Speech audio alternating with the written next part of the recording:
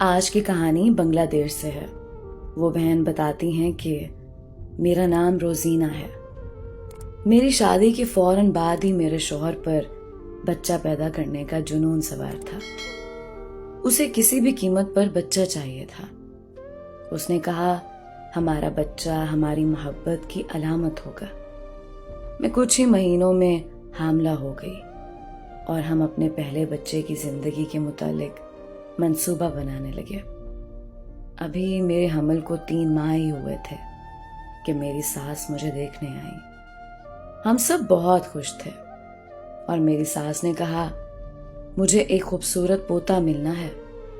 میرے شوہر اس پر بہت خوش ہوئے اور خوشی خوشی انہوں نے بیٹے کا نام سوچنا شروع کر دیا۔ اس سے پہلے کہ وہ کوئی نام چنتے میں گھبرا گئی اور سرگوشی میں کہا اگر لڑکی ہوئی تو پھر کیا ہوگا؟ میرے شوہر نے کہکا لگا کر کہا ممکن نہیں ہے، ضرور لڑکا ہی ہوگا۔ کچھ ہی ماہ بعد مجھے طلاق ہو گئی۔ جب اسے پتا چلا کہ ہمارے ہاں بیٹی ہونی ہے، وہ مجھے حمل گرانے پر مجبور کر رہا تھا۔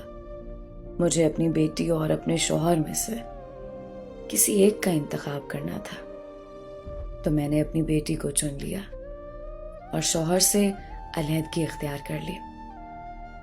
یہ آسان فیصلہ نہیں تھا، لیکن میں جانتی ہوں کہ میں نے بہترین فیصلہ کیا ہے۔ میں نے پھر کبھی شادی نہیں کی۔ مجھے نہیں لگتا کہ شادی کرنا بہت ضروری چیز ہے۔ میں لوگوں کے گھروں میں اپنے اور اپنی بیٹی کے لیے کام کرتی ہوں اور ہر دن ممتا کے بھرپور احساس کے ساتھ جی بھر کے لطف اندوز ہوتی ہوں۔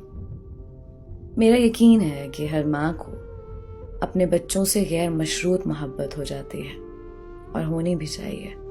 لیبر روم میں میں اپنی بیٹی کے ساتھ 52 گھنٹے تکلیف کی حالت میں رہی ہوں۔ تمام متوقع ماؤں کو ہر بار اس خوفناک آزمائش سے گزرنا پڑتا ہے۔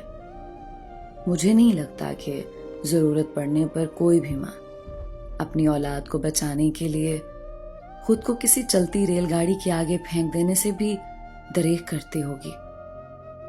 اگر آپ کہتے ہیں کہ میں ایک خود غرض ماں ہوں تو مجھے اتفاق ہے۔ ہاں، میں ایک خود غرض ماں ہوں۔